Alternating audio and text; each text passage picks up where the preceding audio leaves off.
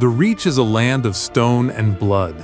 It is a place where the mountains are as jagged as the hearts of the people who live there. Most travelers in Skyrim see the Reachmen, the people the Nords call the Forsworn, as nothing more than savages, dressed in furs and bone, wielding primitive magic. But if you look deeper into their history, you find a story of survival, of a stolen kingdom, and a hero who did the unthinkable to protect it.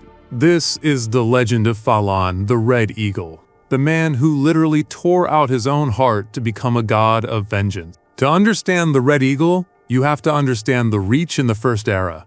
It wasn't one unified kingdom back then.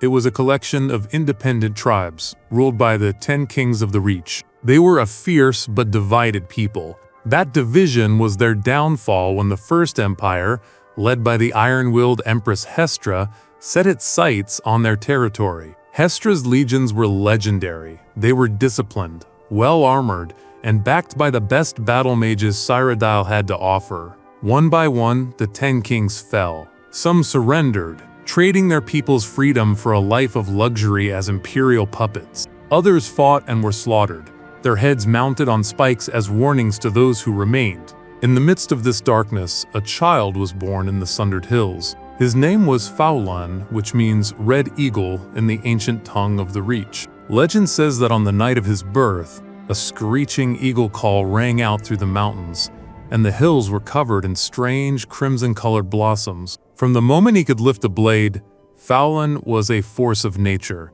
He was faster, stronger, and more determined than any warrior his people had ever seen. He didn't just want to defend his village, he wanted to unite the Reach and drive the foreigners out forever.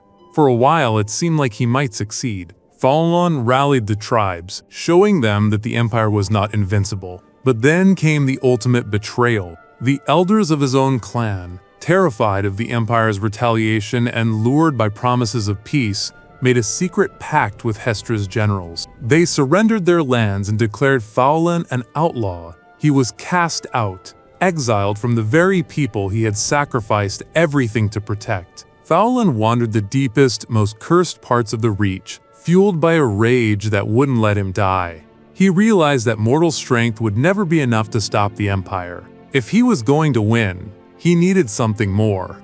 He sought out the one group that even the Reachmen feared, the Hagravens. These were once women who had traded their humanity for dark, ancient magic, transforming into grotesque hags with bird-like features. They were the keepers of the old ways, the dark secrets of the earth and bone. Deep within a lightless cave, Faolan found an ancient Hagraven matron. He asked her for the power to destroy his enemy.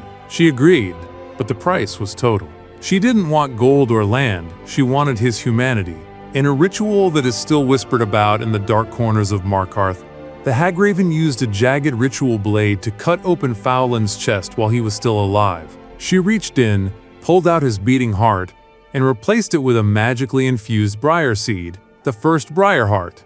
In that moment, Faolan died, and the Red Eagle was reborn. He was no longer a man. He was an undead engine of pure, unadulterated vengeance. His eyes burned with a cold, pale fire. He felt no pain, no fear, and no mercy. The Hagraven gave him a gift to match his new nature, a sword of blackened steel that could be set ablaze with a single thought. They called it Red Eagle's Fury. Faolan returned to the Reach, and the rebellion he ignited was the bloodiest the province had ever seen. He led a guerrilla war that lasted for years. He would appear out of the mountain mists like a ghost, his flaming sword carving through imperial plate mail as if it were paper. He didn't just kill soldiers, he made them terrified to even speak his name. Supply lines were severed, fortresses were burned to the ground, and for every Reachman that fell, the Red Eagle seemed to kill 100 legionnaires. He became a shadow that haunted the dreams of Empress Hestra herself. The Empire eventually realized that they couldn't win a war of attrition against a man who couldn't feel pain. Hestra massed her entire army, thousands of soldiers, dozens of battle mages, and a full contingent of the Imperial Guard for one final assault on the Red Eagle's stronghold. It was the Battle of the Sundered Hills. The sky was black with smoke, and the ground was slick with blood. Faolan fought like a demon. The legends say he stood alone against 1,000 foreigners, his flaming sword creating a circle of death that no one could breach. He was a whirlwind of fire and steel. But even the power of a Briarheart has its limits. He was stabbed, burned, and blasted by magic, yet he kept fighting until the last of the Imperial generals lay dead at his feet. Only when the army was routed, fleeing in terror back towards Cyrodiil, did the Red Eagle finally falter. His loyal warriors carried his broken, smoking body to a secret tomb hidden deep within a cliffside, a place now known as Rebels' Cairn. As he lay dying, the magic of the Hagravens began to fade, and for the first time in years his eyes were clear.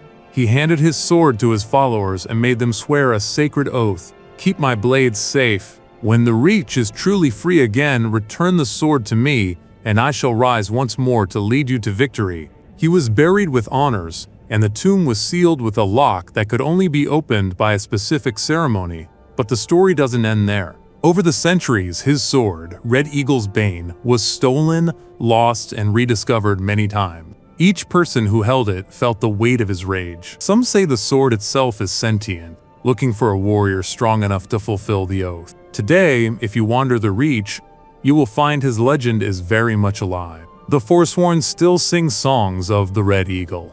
They still perform the same dark Briarheart ritual, hoping to create a warrior even half as powerful as he was. And deep within Rebels' Cairn, his spirit remains in a state of restless slumber, waiting for the day someone places the sword back on its pedestal. The mystery of the Red Eagle is a reminder of the true cost of power. Faolan saved his people, but he lost his soul to do it. He became a hero of the Reach, but a monster to the rest of the world. In Skyrim, the line between a saint and a demon is often drawn in blood, and no one's blood was redder than the Eagle's. Is he a tragic hero fighting for freedom, or a cursed creature of darkness? The next time you find a copy of The Legend of Red Eagle in a dusty ruin, remember, you're not just reading a book, you're reading a warning. Some hearts are better left in the ground.